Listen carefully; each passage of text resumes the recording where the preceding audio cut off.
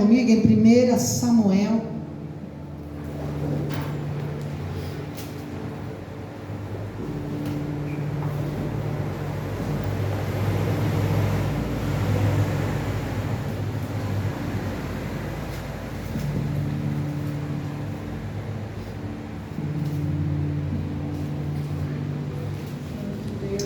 Perdão, não é Samuel não, é Crônicas, tá?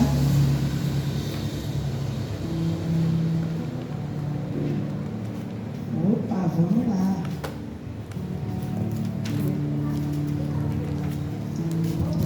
Glória a Deus. 1 Crônicas, capítulo 7. Aleluia. Glória a Deus, aleluia. Glória a Deus.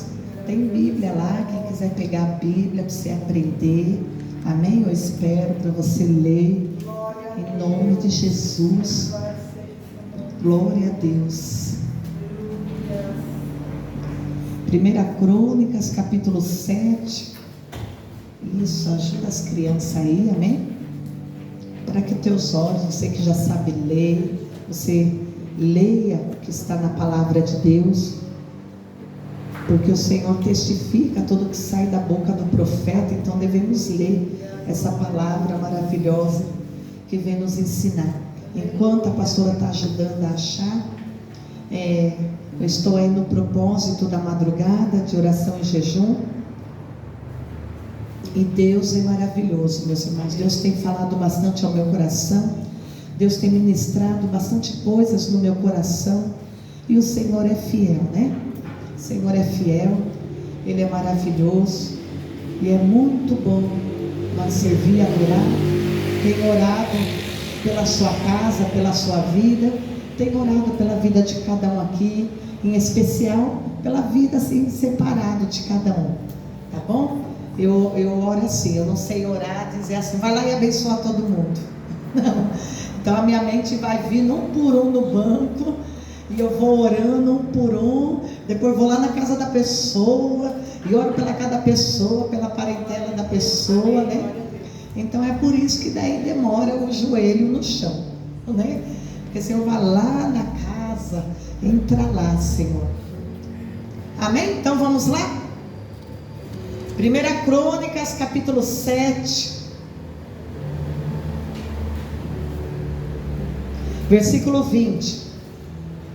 Estes foram os descendentes de Efraim: Sutela, que foi pai de Bered, pai de Taate, pai de Eleada, que foi pai de Taate, pai de Zabade, pai de Sutela.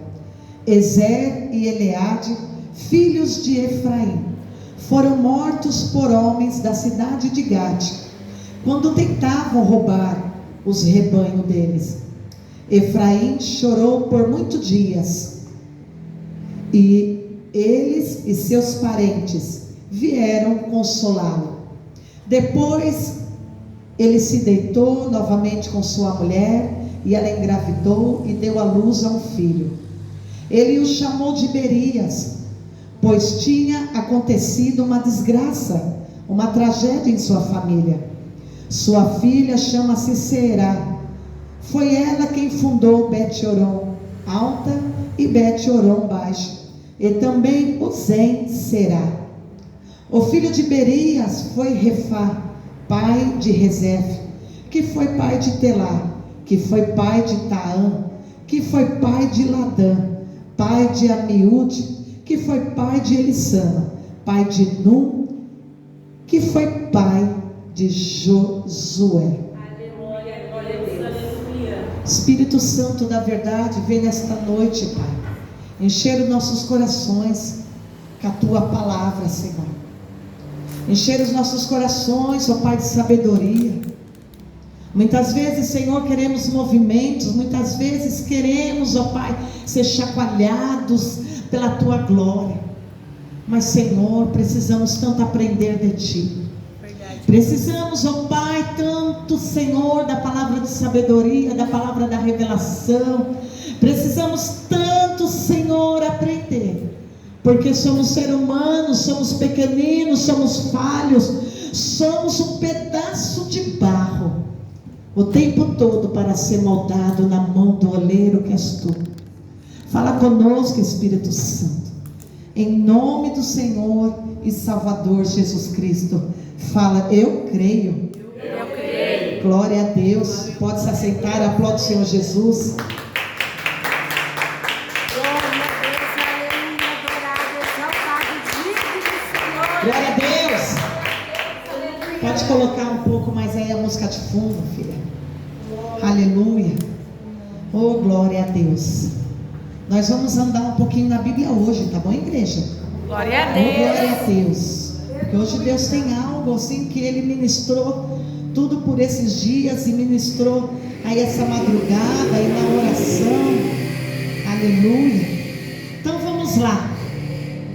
O que eu acho mais lindo, pastora Joyce, que a palavra do Senhor, Michele, ela fala do chamado de Deus, da obra criadora de Deus. Ela fala das histórias dos heróis da fé, de pessoas que venceram pela fé. Mas também, irmão Romualdo, a palavra, ela é tão maravilhosa, a Bíblia é tão maravilhosa, que ela vai falar também dos nossos erros, dos nossos acertos. Ela vai falar, ela não deixa, ela não esconde os nossos erros, ela não esconde os dramas familiares.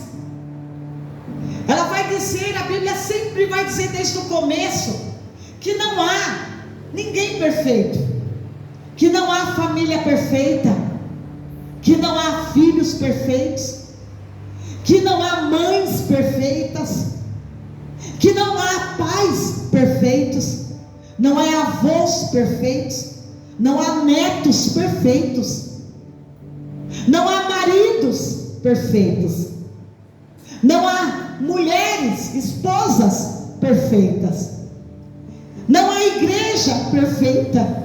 Olha que coisa linda, a Bíblia não deixa de destacar isso, não deixa de destacar que não há ninguém perfeito. E aqui na terra nós queremos sempre buscar perfeição, nós queremos o marido perfeito, nós queremos a mulher perfeita, a mãe perfeita, nós queremos ter filhos perfeitos, nós queremos casamentos perfeitos, igreja perfeitas. Mas a Bíblia diz que não há, que não há. E nós precisamos aprender a palavra do Senhor, porque é a palavra dela, do Senhor, que vai nos ensinar a corrigir as imperfeições. Fala, não tem ninguém perfeito. Não tem ninguém perfeito. A Bíblia vai dizer de uma família que aos olhos humanos é perfeita. A Bíblia, irmão, vai dizer, começa aqui de Crônicas, desde o capítulo 1, né, até o capítulo 9, 10, só vai falar de descendência. Descendência é família. E tudo que nós vemos aqui em Crônicas, que esse autor vai falar de toda a descendência, ele não esconde as imperfeições, ele não esconde os dramas dentro de casa. E quando eu entendo, meus irmãos, um problema dentro de casa, eu entendo, apesar do meu chamado, apesar da minha unção, isso não significa que eu vou ser perfeito, que eu não vou passar por dramas dentro de casa, que meu lar vai ser perfeito. Nós vimos aqui que começa a falar da descendência de Efraim. E hoje vamos ver quem é Efraim. Vamos ver essa pessoa, quem é Efraim. Mas quem é esse homem? Porque o texto começa a falar da descendência dele e mostra um drama dentro da casa dele. Vamos lá, abre comigo em Gênesis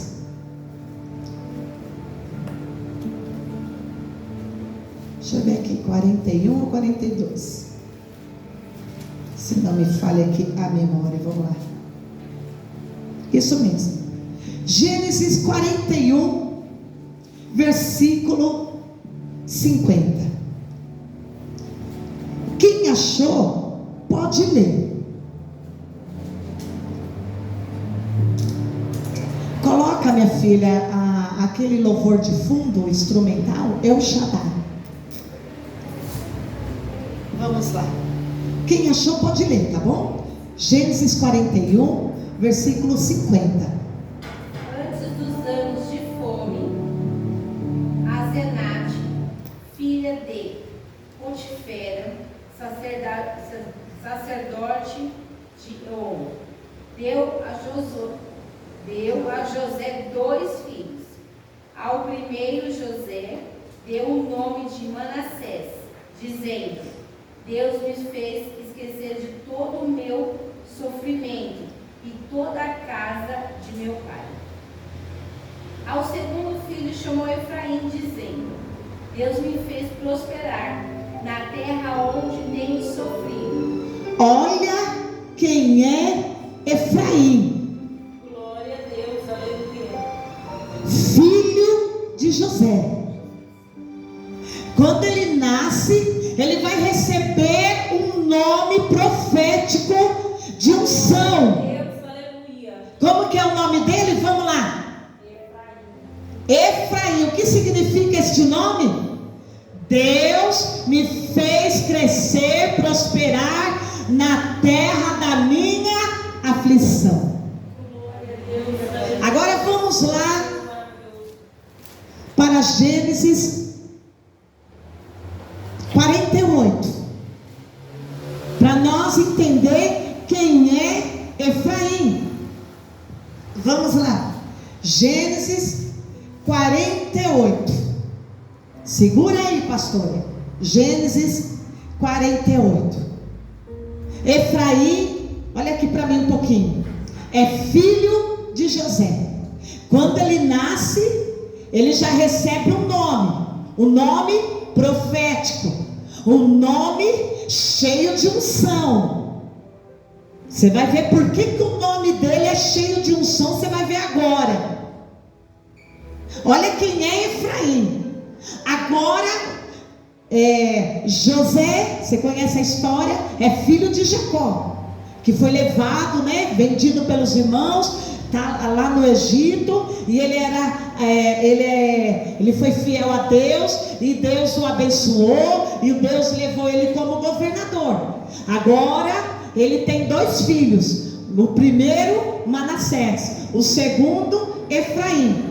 Agora seu pai Jacó está na idade avançada, já está velho. O pai dele agora está para morrer, está cego, está na idade bem avançada, com os seus 130 anos agora. Então o pai dele, José, então agora do capítulo 48, sai, pega os teus 2 filhos e vai ver como está o pai dele, porque o pai dele já está doente. E quando José chega na casa do pai, o pai se levanta do leito com as poucas forças que tem e diz para José: traga os teus filhos na minha frente, porque eu vou dar a palavra profética final, eu vou dar a unção. Todos os patriarcas, todos os judeus fazem isso, e nós vemos como isso era importante, principalmente na vida do primogênito. O primeiro filho, o primogênito é o primeiro filho. E quando o pai estendia as mãos para abençoar o primogênito, ele tinha direito, por lei da época, de 29 bênçãos acontecer na vida dele. Mais a bênção de Abraão, mais as bênçãos, a unção profética. Então era muito importante naquela época os pais dar a bênção para quem? Para o primogênito. Com Jesus foi a mesma coisa. Por isso que Jesus, ele é o primogênito da ressurreição, o primogênito filho de Deus, porque todas as bênçãos estão sobre ele. Então, para entender, nós já vai confirmar aqui no texto. Escuta aqui. Quando ele chega lá com os 2 filhos, Jacó está sentado na cama, com as poucas forças que tem. Jacó, ele pega então, para se dar a bênção primogênita, com a mão direita. Então o que José faz? Pega Manassés e coloca do lado da mão direita, e pega Efraim, o mais novo, e coloca na mão esquerda, porque o pai está cego, está a idade avançada, está doente, a morte já estava vindo buscá-lo. Então José já facilita, é só ele pegar, estender as mãos sobre Manassés e dar a bênção. Mas o texto aqui, 48, você vai ver que ele não faz isso. O que ele vai fazer? Igreja, Jacó, de vez com a mão direita tocar em Manassés, ele faz isso, ó. Ele cruza as mãos e a mão direita ele coloca sobre a cabeça de Efraim. Isso é tão importante, e era tão importante naquela época, que quando José viu isso, José não gostou. O texto fala cá que José não gostou e foi imediatamente tirar as mãos, antes da pronúncia da palavra profética. Irmãos, precisamos, esse texto é da graça, não está nem na lei de Moisés. Olha a importância da bênção profetizada. O que ele vai fazer? Então José corre para descruzar as mãos. Mas Jacó vai falar: não, meu filho, eu sei o que eu estou fazendo, eu sei. Manassés também vai ser grande, mas assim aprove Deus que o menor vai ser maior. Glória a Deus. E o menor vai ter uma descendência sem limites. Glória a Deus, aleluia. José não está entendendo nada, Porque ele sabe a seriedade de passar a bênção da primogenitura. Vamos ler aqui no texto aqui,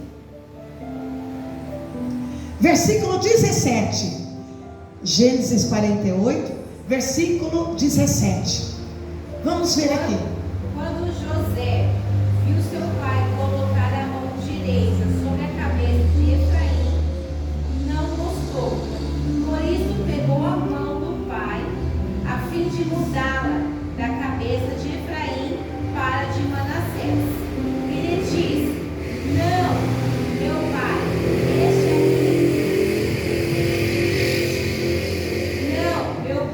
este aqui é o mais velho. Ponha a mão direita sobre a cabeça dele. Mas seu pai recusou-se e respondeu: eu sei, meu filho, eu sei. Ele também se tornará um povo, também será grande. Apesar disso, seu irmão mais novo será maior do que ele, e seus descendentes se tornarão muitos povos. Termina? Isso, agora você vai aqui, continua para o 20. Assim, Jacó os abençoou naquele dia, dizendo: Presta atenção na palavra profética e ungida. o povo de Israel usará seus nomes para abençoar uns aos outros com esta expressão. Com esta expressão. Que Deus faça a você como fez Efraim e a Manassés. E ele colocou Efraim à frente de Manassés. Escuta, agora vamos voltar lá para Crônicas. Vamos lá. Para você entender quem é Efraim. Nesse exato momento, nesse texto que nós lemos, Efraim recebe o quê? O que ele está recebendo do vô dele? O que ele está recebendo? Ele está recebendo a porção dobrada. Ele está recebendo a unção dobrada. Ele está recebendo as bênçãos de Abraão, de Isaac e as bênçãos de Jacó.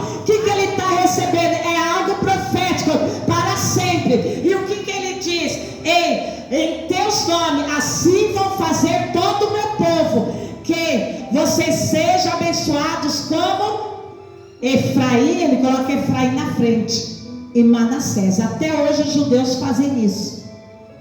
Que você seja grande, abençoado, como Efraim e Manassés.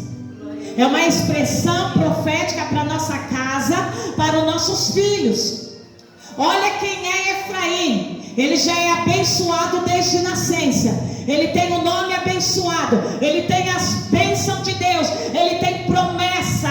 Por que ele tem promessa? Porque ele recebe a promessa de Abraão, que ele vai ser grande na terra, que ele vai ser descendentes e descendentes, como as estrelas do céu. Ele recebe o que? Promessa. Ele recebe o que? Um chamado. Ele recebe o que? Unção dobrada. Glória a Deus. Esse é o Efraim, igreja. Como é seu nome? É prosperidade. Tá brincando? Como é seu nome? Abundância. Como é o seu nome? Frutífero, tudo de bom. E ele cresce. E ele forma uma família. Quem é Efraim? Eu tenho porção dobrada. Eu tenho unção de Jacó, de Abraão, de Isaac e de Jacó. Igreja, não estamos falando de qualquer crente. Nós estamos falando do crente que nasceu abençoado. Filho de quem? De José. Mas vamos ver como é a casa dele. Deixa aí, 1 Crônica, capítulo 7, versículo 20. Esses foram os descendentes de Efraim. E hoje ele começa a dizer dos filhos dele. 5 filhos. Mas tem 2 filhos, Ézer e Eliase, que foram assassinados, porque foram roubados na terra inimiga. Quem é Efraim, gente? É um homem abençoado, que tem um chamado. É um homem ungido. É um homem cheio de unção. É um homem rico. É um homem próspero. É o filho do governador José. É um homem que tem terras. Mas a Bíblia vai deixar claro que 2 filhos dele desandam e vira ladrão.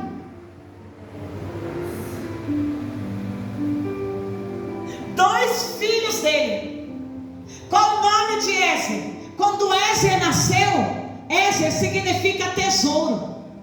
Olha o amor de Efraim, meu tesouro. E Eliade? Deus é minha testemunha, que eu sou ungido, que eu tenho chamado, que eu tenho promessa. Era o nome de Eliade. Eliade cresce, mora numa fazenda, tem riquezas, prosperidade. Os 2 crescem E os 2 viram ladrão, viram bandido. e eles vão agora sem precisar. Eles vão para a terra de Gate. Gate é a terra dos filisteus, e quem morava lá eram os amalequitas, os cananeus. E eles vão para quê? Roubar gado. Precisa? Não. É filho de quem? De Efraim. Neto de quem? Do governador José. E José estava vivo nesta época. 5 filhos, 2 desandam. A Bíblia vai dizer que este pai está lá sentado dentro de casa e nem imagina que os filhos estão aprontando lá fora. Ei, presta atenção aqui. Está dentro de casa, nem imagina que os filhos estão aprontando lá fora. De repente ele chega a notícia, e a notícia é: ei, teus filhos foram assassinados. Gente, esses 2 filhos, um tesouro, e o Deus é minha testemunha, que Deus é fiel. Eles iam herdar toda a herança, eles iam herdar toda a parte da família. Imagine para este pai receber essa notícia. Seus filhos foram mortos. Mas como? Eles foram roubar. Imagine para esse pai entender, mas como roubar? Se aqui tem tudo, não falta nada. Como que meus filhos foram ter essa atitude de roubar? Se eu sou trabalhador, em casa não falta arroz, não falta feijão, em casa tem teto, tem tudo. O que é que deu na cabeça deles? Como que o meu filho virou um drogado? Como que o meu filho virou um ladrão, um bandido? Se eu dei educação, se eu fiz tudo pelo meu filho. Imagine a cabeça de Efraim. Gente, a Bíblia não esconde os dramas familiares. Não é porque você tem um chamado, não é porque você tem uma unção, que você é apóstolo, profeta, é pastor, que você é o canela de fogo, que você pode não passar um drama. Eu fiquei muito pensando em Efraim. E a pergunta que vem na cabeça de todos os pais que passam por isso: aonde é rei?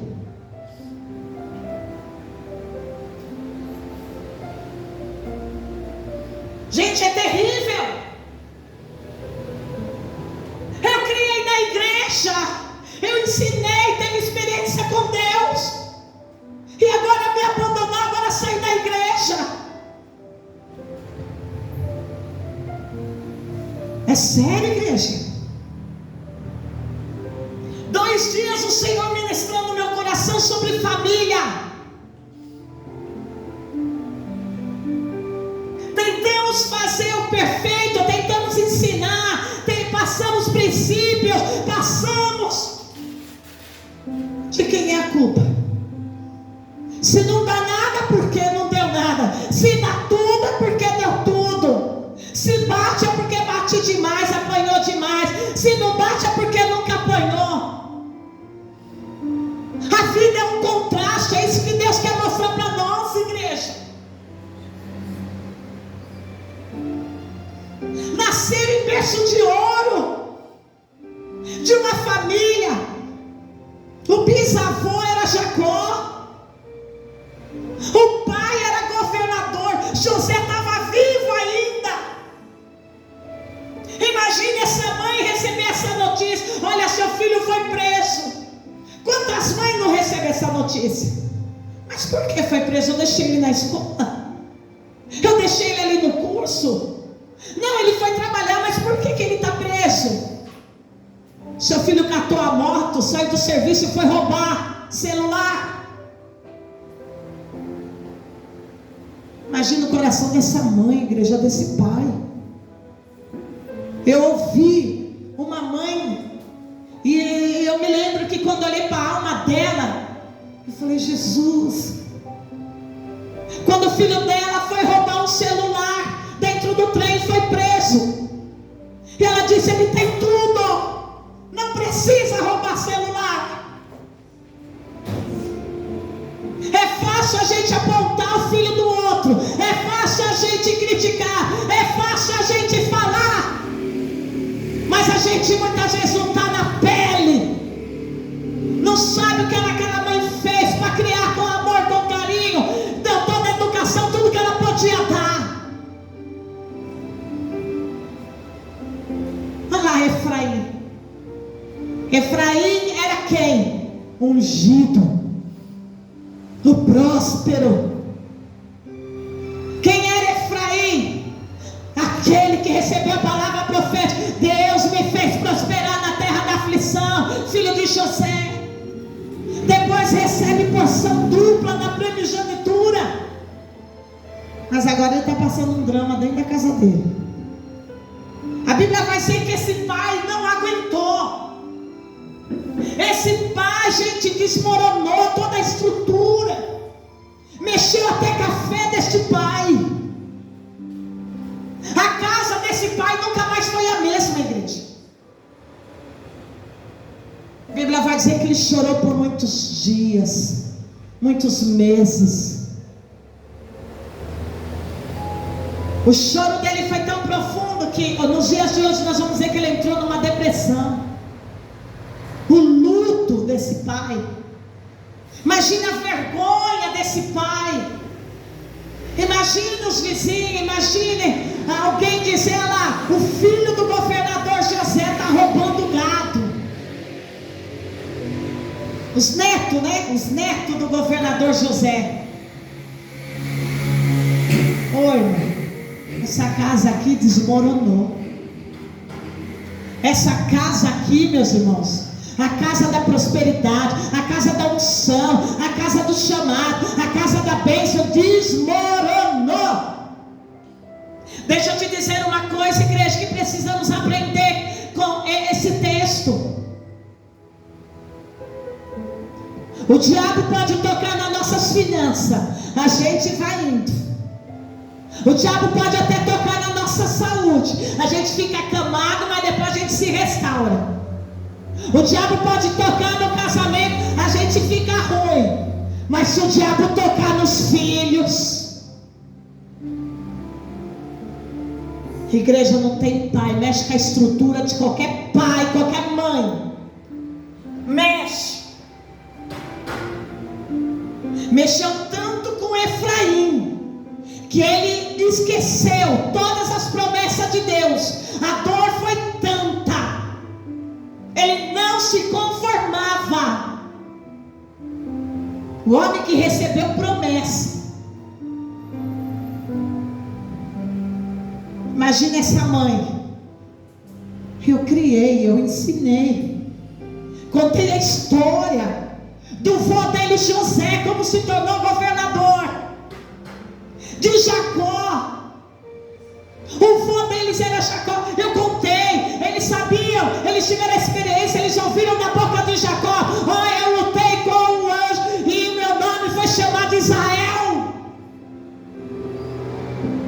E agora a família toda recebe essa notícia: foram assassinados porque foram roubar. Dois jovens que resolveram sair da casa do pai para roubar. O texto não vai dizer se eles estavam com amigos, com amizade, mas nós podemos entender que a Bíblia vai dizer que as más amizades corrompem todo bom costume. As más amizades acabam com todo o nosso ensinamento. Você pode ensinar o que for, dar a melhor educação, mas se vem um filho de Belial fazer amizade com teu filho foi influenciado, acabou. É a drama de Efraim, igreja. É uma história muito triste. Ele fica muito tempo a fim de que vem José, vem todos os seus parentes consolar. Ninguém conseguiu consolar esse pai. Igreja, quando se perde um filho, o luto de um filho, nunca queira ter essa experiência na sua vida, nunca queira passar por isso. Você é bem-aventurado se você nunca passou por isso,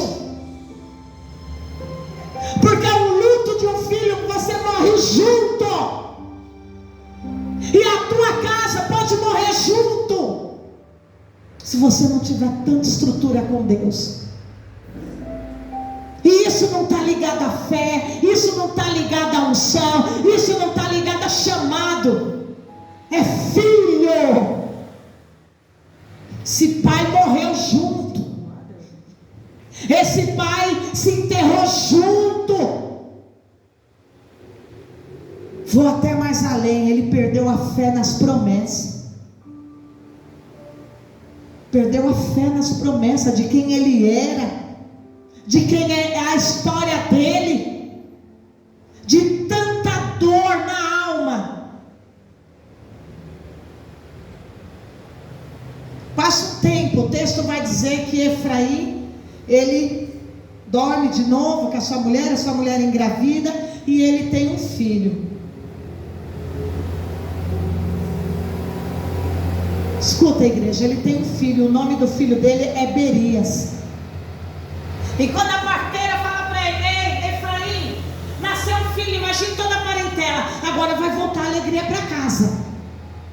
Nossa, Deus mandou um filho, agora vai consolar, agora vai dar. Não é assim natural nós pensar assim? Afinal, ele perdeu 2. Igreja, a dor foi tanta que ele não quis saber desse filho. Você está presente numa história muito profunda, que os pregadores, e a gente não gosta nem, muitas vezes, nem de pregar isso, porque isso é muito profundo, igreja. Ele tem um filho, e ele despreza, ele vai rejeitar esse filho. Enquanto toda a parentela falou: nossa, um tempo novo, olha, uma criança vai trazer alegria, vai trazer consolo, todo mundo na expectativa.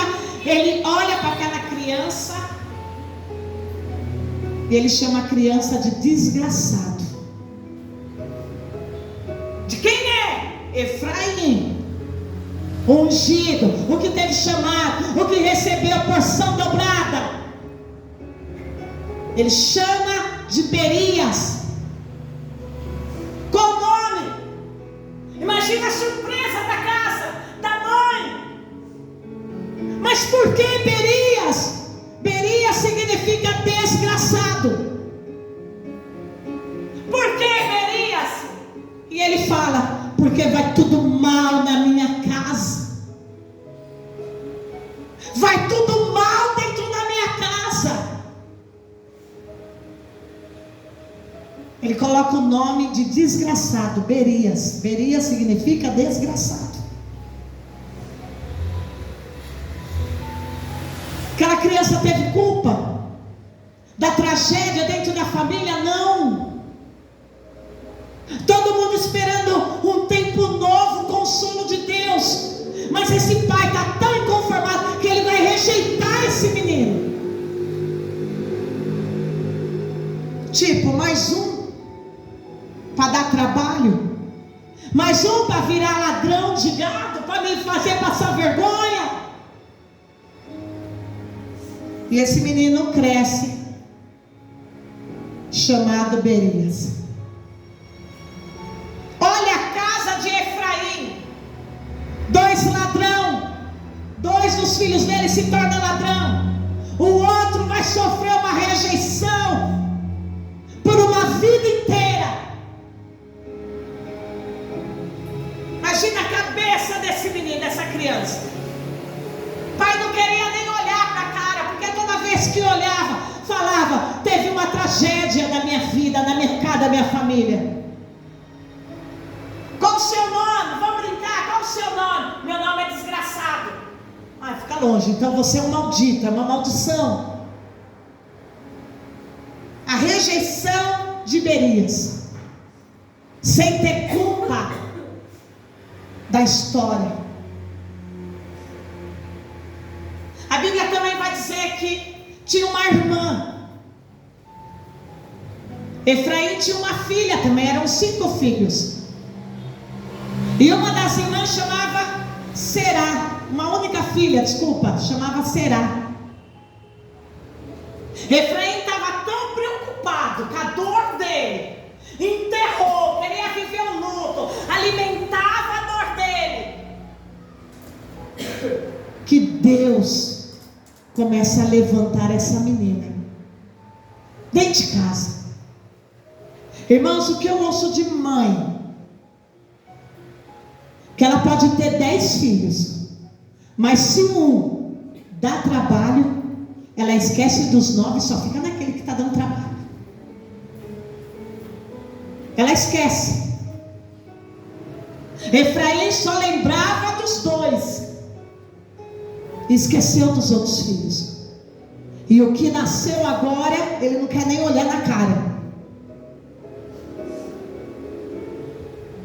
Mas enquanto Efraim senta para chorar, para se lamentar a tragédia na vida dele, e não se conforma, e não tem mais olhos para ver o novo, para ver o futuro, para ver as promessas, para ter uma vida de fé, Deus levanta aquela menina. E ela pega uma caneta, ela pega um papel, e ela começa então a fazer um projeto. E ela vira uma empreendedora. Será? E ela constrói 3 cidades. Uma vai ser a casa do pai. E ela chama Bet Oron, quer dizer casa. Betel, Bet é casa. Oron, fortaleza. Ela cresce. E ela funda 2 cidades. Bet Oron alta e Bet Oron baixa. Oron quer dizer fortaleza. Vira uma empreendedora. Mas o pai não tem olhos para olhar para ela. Está entendendo, igreja? Ela teve sucesso. Ela teve êxito. Mas o pai nunca elogiou. Porque o pai estava lá na dor. E os anos se passaram. E o pai estava lá na dor. E Berias foi crescendo. E Berias se casa, constitui uma família. O rejeitado, o desgraçado, o maldito, o que não tinha mais diálogo, o que a família estava destruída dentro de casa por causa daquela tragédia. Berias então tem um filho. Irmãos, a tragédia, o drama que acontece nas nossas vidas não pode paralisar o nosso futuro. Não deve definir o nosso futuro, meus irmãos. Não é porque às vezes a pessoa teve um casamento acabado, ou perdeu um filho, ou perdeu o marido, ou perdeu o pai ou a mãe, que você tem que morrer junto, que o futuro está acabado. Não, Deus é o Deus da história. O nosso Deus é o Deus que está no controle. Não é porque eu e você estamos aqui na terra que eu e você vamos estar imune de passar alguma coisa dentro de casa. Jesus falou, no mundo tereis aflições. Tenha bom ânimo, eu venci. Tenha bom ânimo, porque eu venci. Eu sou crente, não quero passar nada. Podemos passar.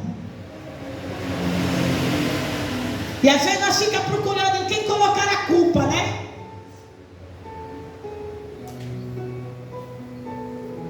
Não, muitas vezes não tem ninguém culpado. Nunca culpe o pai e a mãe. Não tem ninguém culpado. São situações que estamos na terra e podemos passar.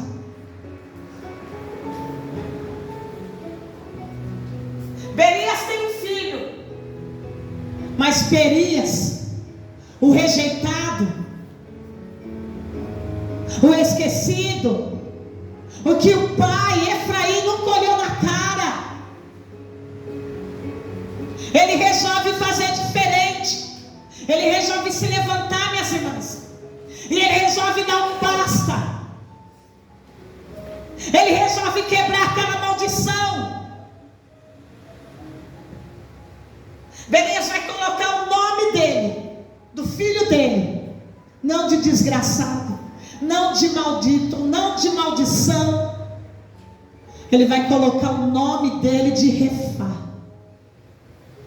que quer dizer Rafá. Sabe o que ele estava dizendo? Cura. Eu não vou ser igual meu pai, um amargurado que morreu e esqueceu do futuro, esqueceu das promessas.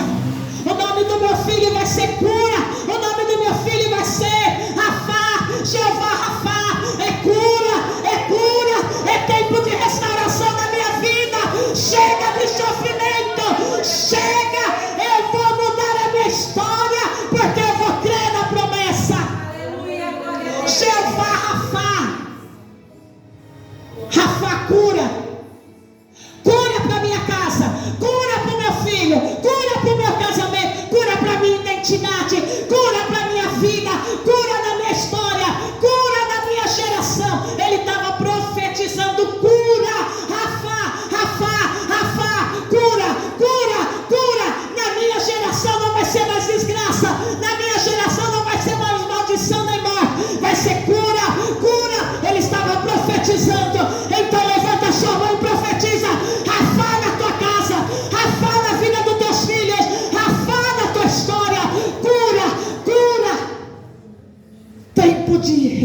coração. Eu posso ouvir um glória a Deus? Aleluia! Começa a mudar a trajetória da vida dele. Ele tem um outro filho que chama, ele vai dar o nome de Ladã. Pode aumentar mais esse fundo aí, filha. Ladã significa Deus vai colocar tudo no lugar. Glória a Deus, aleluia. Nossa, é lindo. Glória, glória, glória, glória a Deus. Ladã, Deus vai colocar tudo no lugar. Deus vai colocar minha história no lugar. Deus vai colocar minha casa tudo no lugar. A minha família, Deus vai colocar tudo no lugar. Tudo que foi destruído, Deus vai colocar tudo no devido lugar. Aleluia. Oh, glória, posso ouvir glória a Deus? Ladã, Deus vai colocar tudo no lugar. Glória, glória a Deus, aleluia. Coisa linda. Antes de Deus colocar tudo no lugar, sabe o que eu aprendo? Que antes de Deus colocar tudo no lugar, precisa da cura primeiro. Precisa da cura. Tem muitas pessoas que ela não anda, a vida está paralisada, a vida não anda, ela não chega na promessa. Sabe por quê? Porque precisa de cura na alma. Se precisa se permitir a cura. Efraim não tinha permitido a cura. Precisa permitir primeiro a cura, ser curado daquela dor, ser curado dos traumas, ser curado, para depois Deus começar a colocar tudo no seu devido lugar, igreja. Qual o nome do seu filho, Berias? Ladã. Deus vai colocar a minha história no lugar. Deus vai mudar a minha vida. Deus vai colocar a minha casa tudo no lugar. Deus vai colocar meu casamento tudo no seu devido lugar. Deus vai colocar meus filhos no devido lugar. Deus vai colocar a minha história. Eu não sou mais um desgraçado. Eu não sou maldito, rejeitado. Deus vai colocar tudo no lugar. Irmãos, o que Berias faz na história dele é coisa linda. Ele não fez como o pai dele fez. Meu pai foi um pinguço, eu vou ser um pinguço. Meu pai foi um drogado, eu vou ser um drogado. Meu pai foi isso, aquilo, eu vou ser igual. Não. Ele se levanta, ele não aceita mais ser aquela história de rejeição. Ele foi o único que acabou. E começa uma nova história. Ele acabou com aquele sofrimento e começa, ele se levanta para colocar tudo no lugar. Ladã também quer dizer organizar. Ladã também quer dizer se posicionar, se levantar. Ele se levantou para mudar a história da vida dele, da geração dele.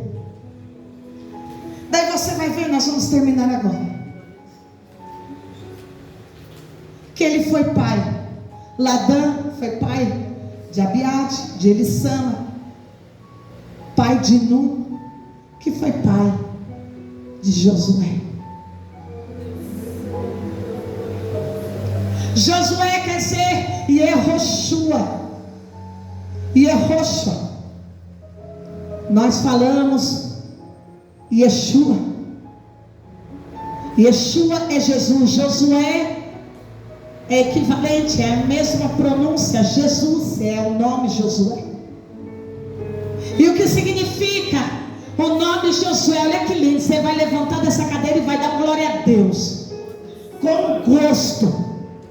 Sabe o que significa o nome Josué? Jesus, salvação. Salvação na minha casa, salvação na minha história, salvação, redenção, resgate na minha história. Glória, glória, glória a Deus. Josué na minha história, Josué na minha casa, Josué na minha história, na minha geração.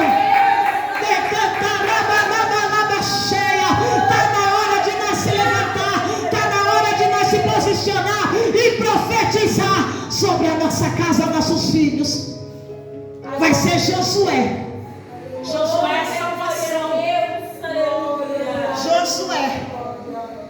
Santo é teu nome. Josué. Glória a Deus. Salvação na minha casa, salvação na minha história, salvação na minha geração, salvação. Deus, aleluia.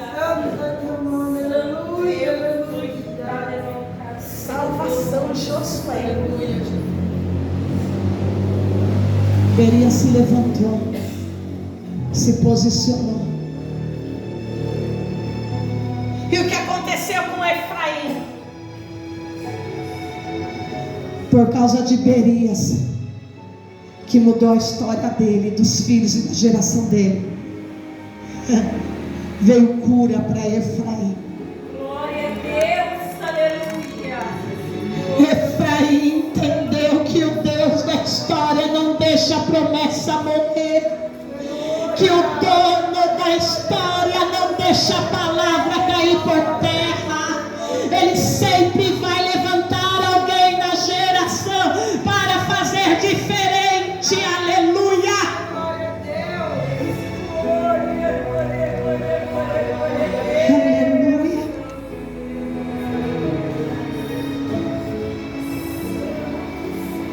Quem foi Josué? Foi escolhido do Senhor, o guerreiro que levou o povo para a promessa. Glória a Deus, aleluia. Oh, meus irmãos, não deixa a tua dor te limitar o teu futuro. Às vezes o diabo vem atacar nossos filhos, e o diabo vai falar: quero ver se ela vai continuar na igreja, quero ver se ela vai continuar indo lá na igreja, quero ver se ela vai continuar na posição. Satanás quer nos enterrar com a dor, mas nós, Deus nos ensina, pode ser a dor que for, passe pelo processo, porque o Jeová já cura a nossa alma. Ele é o consolador, Ele nos cura. Não enterre os teus sonhos, não aborte os teus sonhos, o teu chamado. Às vezes o diabo olha para mim e para você e mexe na nossa casa, que ele vai falar: quero ver se ela vai adorar, vai dar glória hoje. Daí nós vem de cara feia na presença de Deus. Não vou dar glória também. O que Deus tem a ver com isso? E Deus está dizendo: deixa que eu trabalho, deixa que eu faça a obra, deixa que eu cure a tua alma, Aleluia. deixa que eu restauro, porque o que eu planejei para o teu futuro eu vou fazer. Glória a Deus. E às vezes a gente não quer permitir a cura, e a gente quer ficar se lamentando, e a gente quer ficar alimentando naquela destruição, naquela dor. Mas Deus fala: deixa que eu curo. Irmãos, eu estava pensando em dramas na nossa casa, na nossa família. Viver de fé, viver de amor a Deus, e nós passar por isso e dizer: Pai, está doendo, mas eu vou lá pregar, está doendo, mas eu vou louvar, não me conformo, mas tu sabe todas as coisas.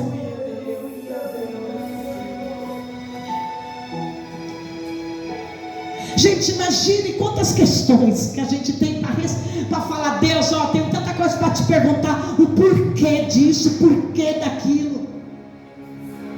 Por que aconteceu isso, Deus? Irmãos, a gente tem tantas questões para Deus. Por que o meu filho seguiu esse caminho? Por que o meu filho, que era uma bênção, de repente mudou a cabeça? O meu marido era uma bênção, de repente foi embora com outra. E nós queremos achar algo em nós, a culpa em nós. O que eu fiz de errado? Pô, irmão, isso aí deteriora qualquer psicológico, qualquer emoção do ser humano.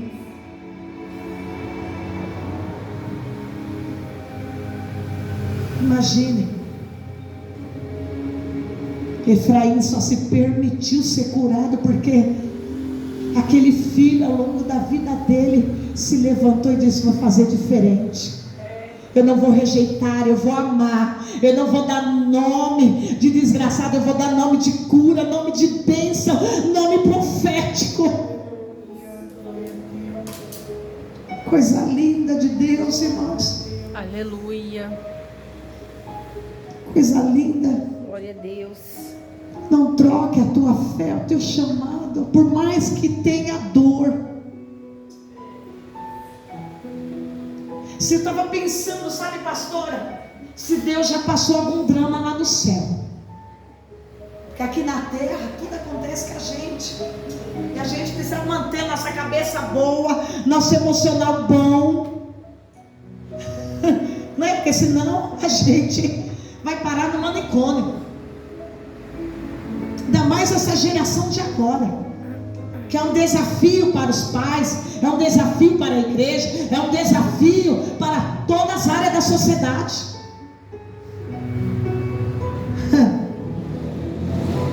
E eu meditando, eu falava: imagine Efraim, o abençoado, o ungido, o cheio de unção, o que Jacó falou: olha, todo mundo vai expressar, né? Vai usar o seu nome para abençoar os filhos. Imagine Efraim perguntando: por que, Deus? Por quê? Por quê? E não tinha nenhuma resposta. E eu pensando. E daí eu fiz a pergunta: será que Deus teve algum drama lá no céu também?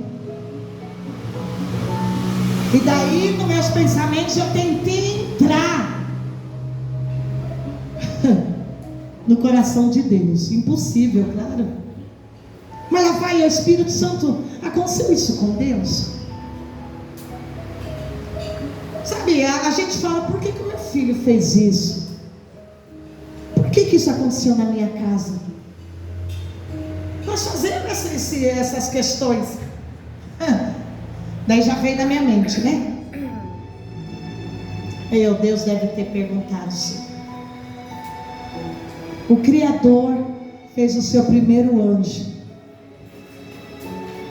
com amor, encheu ele de ouro, de perfeição, de amor. E todos os dias o que Deus queria era só receber a adoração dele e louvor dele, como Deus quer da gente. O querubim, chamado hoje por nós de Satanás. Mas quando ele era um querubim, o tempo passou e de repente ele resolve se voltar contra Deus e querer o lugar de Deus. E na minha imaginação tão fértil, imaginação de pregador é assim, né? Você entra na história, você vive a história, você quer entender a história e os pensamentos lá dos personagens. E daí nós vimos que ele fez uma guerra e Deus o lança ele aqui para baixo. E ainda com uma terça parte lá do céu. E eu, nos meus botões, fiquei ali pensando: foi Deus que criou. Deus é perfeito. Perfeito. Imagine, sabe o que Deus pensou? Aonde eu errei? Por que ele se voltou contra mim? E às vezes nós não fazemos essa mesma pergunta. Às vezes os nossos filhos crescem, chega na adolescência, seja jovem, e se voltam contra a gente, são rebeldes, entram na rebelião, olham muitas vezes para nós com aquele olhar de ódio. Imagine Deus, o perfeito. Acho que Deus pensou, Deus deve ter falado para si mesmo: aonde é que eu errei? Para ele se voltar contra mim. Eu criei com amor, o melhor de mim eu dei para ele, e ele se volta contra mim. Imagine a primeira dor, primeiro drama de Deus. Eu imagino que foi quando ele criou esse anjo. Segundo drama de Deus, Deus resolve criar o homem peca. Deus tem a decepção, pecou. Quebrou minha palavra, pecou. Depois vem Jesus e fala, Deus ama tanto, né? Um amor tão grande, por isso que expressa um amor de mãe, um amor de um pai, que é um amor tão grande. Se alguém aparecer com a arma na frente do teu filho, você entrar na frente, você não pensa duas vezes. Chega lá na cruz, Jesus, Pai, que amor é esse, Pai? Deixa que eu desço, deixa que eu vou lá. Eu vou resgatar eles e entrego eles para o Senhor. Daí o filho dele morre na cruz, ele não aguenta a dor, que a história diz que Deus vira as costas para não ver o único filho dele morrer por amor a nós naquela cruz, de tanta dor. A dor foi tanta que Deus não aguentou olhar aquilo, e Deus vira. E Jesus lá na cruz vai falar, meu pai, por que o Senhor me abandonou na hora que eu mais preciso de um consolo, Pai? Era a dor do sofrimento. Irmãos, quantas vezes nós se rebelamos contra o nosso Pai? Quantas vezes o nosso Pai passa um drama com nós hoje? Quando a gente se converte, tudo é o primeiro amor, somos dependentes do Pai, mas passa o tempo, nós achamos que já sabemos tudo e nós não queremos mais obedecer. Nós se vira contra o nosso Pai, rebeldes se tornamos. Não é bem assim a palavra, não.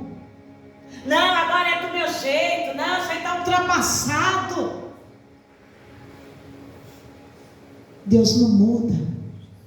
Nós que mudamos.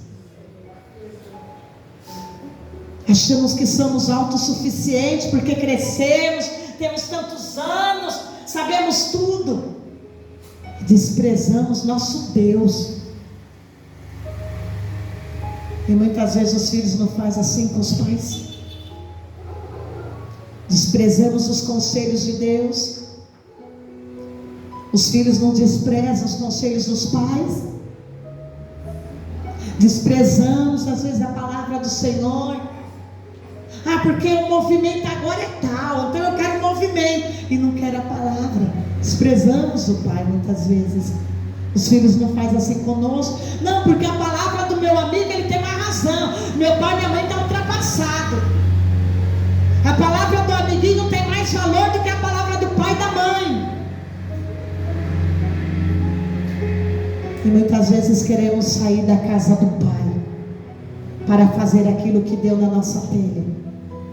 Queremos sair da presença do Pai e fazer aquilo que dá na nossa telha, como fizeram os filhos aí de Efraim. Na presença do Pai, igreja, eu aprendo que nós temos tudo. Nós temos consolo, nós temos amor, nós temos força. Não somos perfeitos, tira a ideia de perfeição. Porque aquele anjo que era perfeito se rebelou um dia contra o pai dele. Não somos perfeitos. Precisamos ter consciência de que sem a presença nós não vivemos. Que nós não podemos achar felicidade em lugar nenhum, somente na presença dele. Só na presença dele.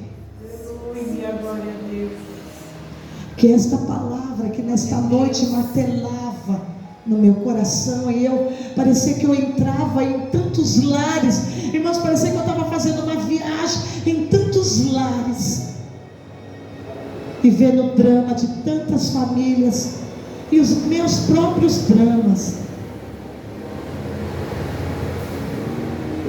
Mas de uma coisa eu sei, que o meu Redentor vive, e Ele é fiel para cumprir a palavra na nossa história, na nossa casa, na nossa família.